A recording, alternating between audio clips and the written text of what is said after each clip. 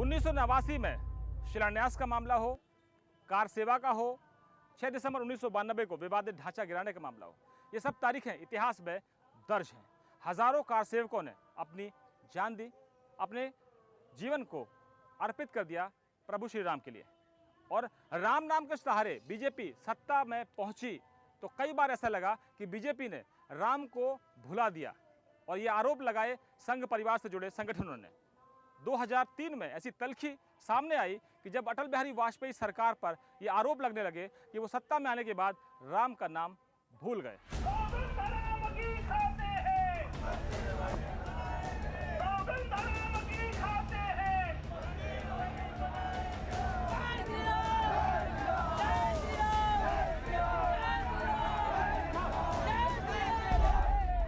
राम मंदिर आंदोलन का वो दौर।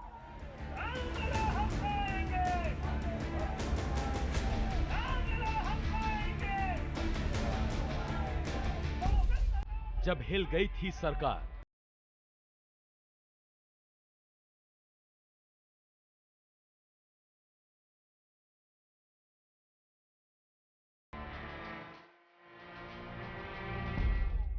वो धर्म संसद जिसने बढ़ा दी थी बीजेपी की मुश्किलें। जय श्री राम।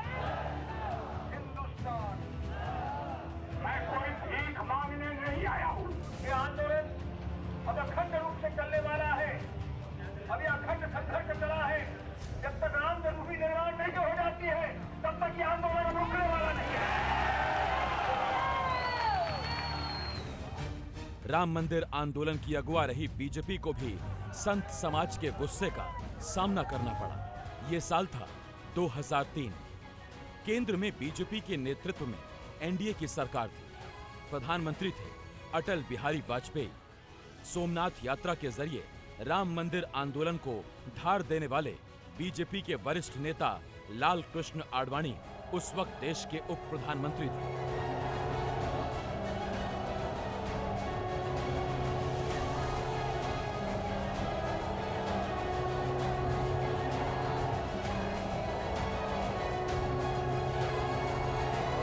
विश्व हिंदू परिषद ने ऐलान किया था कि धर्म संसद में पूरे देश से 10,000 साधु संत इकट्ठे होंगे, और जहां तक संख्या का सवाल है तो वो काफ़ी हद तक कामयाब हुए हैं साधु संतों को जुटाने में।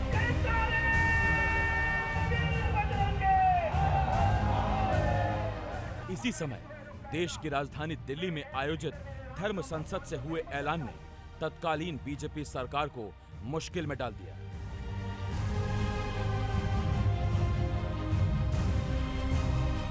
धर्म संसद में मौजूद संतों और वीएचपी नेताओं ने साफ कर दिया है कि वो राम जन्मभूमि के मुद्दे पर किसी तरह के दबाव में नहीं है। उन्होंने ऐलान किया है कि अब इस मुद्दे पर किसी तरह की कोई बातचीत नहीं होगी। धर्म संसद में मौजूद संतों के आक्रोश का अंदाजा इस बात से लगाया जा सकता है कि उन्होंने ओम शांति की जगह ओम क्रांति का नारा दे डाला है। देश के भीतर सरकारें आई चली गई, पिछले 18 वर्ष से यह संघर्ष चल रहा है। हमको कहा जाता है कोर्ट का निर्णय या वार्ता से सभी राम जन्मभूमि का निर्माण हो सकता है। अब किसी वार्ता के और पीछे चलने वाले नहीं है। वार्ताएं सब खत्म हो चुकी। कोर्ट का मामला है। आप में से क्या हाई कोर्ट के निर्णय और उसके बाद सुप्रीम कोर्ट के निर्णय के लिए 5 वर्ष तक रुकने वाले हैं? बोलिए। अगर आप रुकने वाले नहीं हैं तो फिर संसद में कानून बनवा करके रहिए। अगर ये संसद नहीं बनाती है, ऐसी संसद लानी है जो कानून बना करके रहेगी।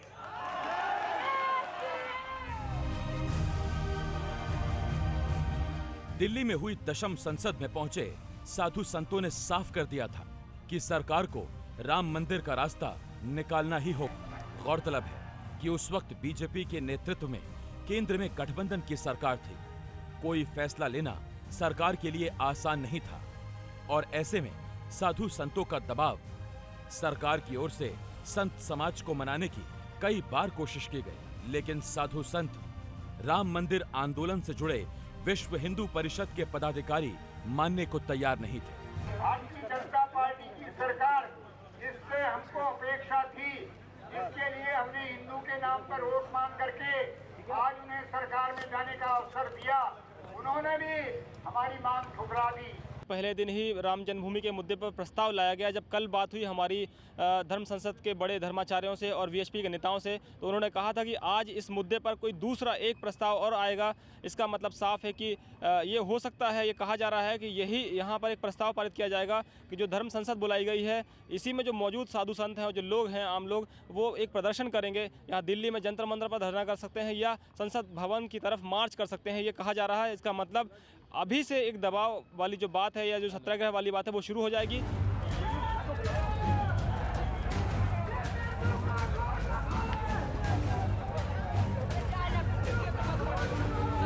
चौबीस फरवरी 2003 ये वो तारीख थी जब दिल्ली के रामलीला मैदान में मौजूद साधु संतों ने संसद भवन का घेराव करने का ऐलान कर दिया। हालांकि पुलिस ने साधु संतों को आगे बढ़ने से रोक दिया।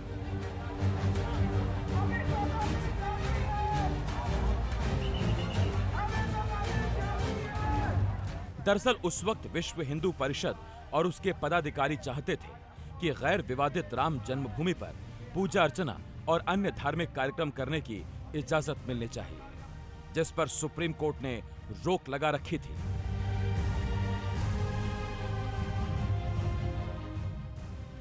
अलबत्ता सरकार के लिए कोई फैसला लेना आसान नहीं था। हालांकि केंद्र सरकार की ओर से सुप्रीम कोर्ट में एक याचिका जरूर लगाई गई थी, जिसमें मांग की गई थी कि गैर विवादित जमीन पर धार्मिक कार्यक्रम करने की इजाजत दी जाए। हालांकि इस याचिका को बाद में सुप्रीम कोर्ट ने ठुकरा दिया, लेकिन इस याचिका से साधु संतों का रुख कुछ नरम जरूर हुआ। साफ है कि सरकार ने जो कोशिश की थी उसको भी विश्व हिंदू परिषद नज़रअंदाज नहीं कर सकती थी, धर्म संसद नज़रअंदाज नहीं कर सकती थी। यही बात है, संघ चाहता था कि इस बार सरकार को मौका मिलना चाहिए कि क्योंकि सरकार ने जो पहल किया, अयोध्या के मुद्दे पर याचिका दायर की है, तो उसको नज़रअंदाज नहीं किया जाना चाहिए। इसलिए धर्म संकट था विश्व हिंदू परिषद के सामने। लेकिन धर्म संसद में जो साधु संत आए थे वो चाहते थे कि इस मुद्दे पर इस तरह की बार बार धर्म संसद बुलाना ठीक नहीं है। उनके तेवरों को देखते हुए फैसला करना पड़ा कि धर्म संसद जो राम जन्मभूमि के मुद्दे पर है वो आखिरी होगी। ये बात और है कि इसी धर्म संसद से एक और ऐलान हुआ, जिसका उभार इसी साल मार्च और अप्रैल के महीने में देखने को मिला। ये ऐलान राम मंदिर के लिए सत्याग्रह के लिए था, जो कि दिल्ली में 27 मार्च से 2 अप्रैल तक चला।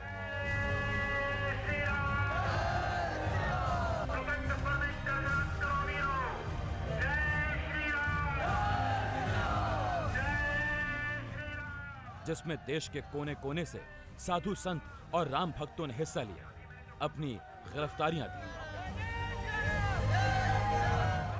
लगभग 35 से 40 हजार तक हमारे सत्याग्रही बंधु पूरे देश से आए हैं। वे अपनी गिरफ्तारी देने वाले हैं। आपको जब गिरफ्तारी देनी होगी हमारे इस नगर के हमारे जो पुलिस विभाग के प्रमुख हैं, वो आपको बताएंगे कि आप गिरफ्तार हुए हैं। दिल्ली के गांधी मार्केट मैदान से सत्याग्रह आंदोलन की शुरुआत हुई, जिसके लिए प्रतिदिन के लिहाज से अलग प्रांतों को वक्त दिया गया था। इस दौरान करीब 1,73,000 राम भक्तों ने सत्याग्रह में हिस्सा लिया। सत्याग्रह के दौरान तमाम राम भक्तों को गिरफ्तार किया गया, जिनमें राम मंदिर आंदोलन से जुड़े कई बड़े नेता शामिल थे। इनमें महंत परमहंस रामचंद्र दास, स्वामी सत्यमित्रानंद, स्वामी वासुदेवाचार्य, स्वामी रामविलास दास वेदांती, विष्णु हरि डालमिया, अशोक सिंघल, आचार्य गिरिराज किशोर, प्रवीण भाई तोगड़िया, श्री चंद्र दीक्षित ने अपनी गिरफ्तारियां दी।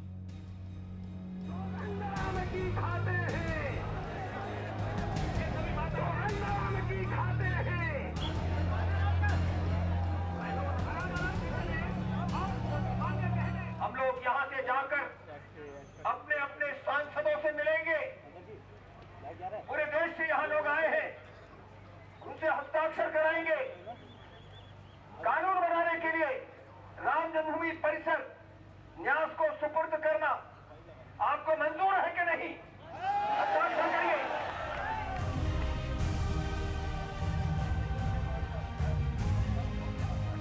हालांकि तमाम कोशिशों के बाद भी राम मंदिर निर्माण का कोई रास्ता नहीं निकल सका। विश्व हिंदू परिषद और साधु संतों की ओर से विधेयक लाने की मांग होती रही। इस बीच तत्कालीन उप प्रधानमंत्री और बीजेपी के वरिष्ठ नेता लाल कृष्ण आडवाणी ने साफ कर दिया कि सरकार विधेयक नहीं लाएगी। दिलचस्प है कि अगले ही साल 2004 में हुए लोकसभा चुनावों में बीजेपी को हार का सामना करना पड़ा। कांग्रेस ने सत्ता में वापसी की, लेकिन राम मंदिर के लिए आंदोलन जारी रहा और जारी रही सरकार पर दबाव बनाने की कोशिशें। क्या तैयारी है? पहले भी आंदोलन हुआ था, आंदोलन का राजनीतिक फायदा लिया गया, आंदोलन को अधूरे रास्ते में छोड़ दिया गया। अब क्या तैयारी है? भगवान राम और राम जन्मभूमि को अधूरे रास्ते में नहीं छोड़ा गया, न कभी छोड़ा जा सकता है। एक हिंदू के जो हिंदू है, हिंदुत्वाभिमानी है और राम भक्त है, उसके रक्त में एक कण भी जब तक रहेगा तब तक मंदिर निर्माण के लिए वो कटिबद्ध रहेगा, अपने प्राणों के उत्सर्ग के लिए तैयार रहेगा। इसलिए आंदोलन ढीला पड़ेगा ऐसा नहीं। अब जैसे ढांचा गिरना था तो वहाँ एक जनशक्ति ने काम किया, इकट्ठा एक सामूहिक 5 घंटा का में तोड़ दिया। अब तो मंदिर के निर्माण के लिए हम लोग शांति, भगवान राम के स्वरूपानुरूप शांति और मर्यादा के साथ मंदिर का निर्माण चाहते हैं।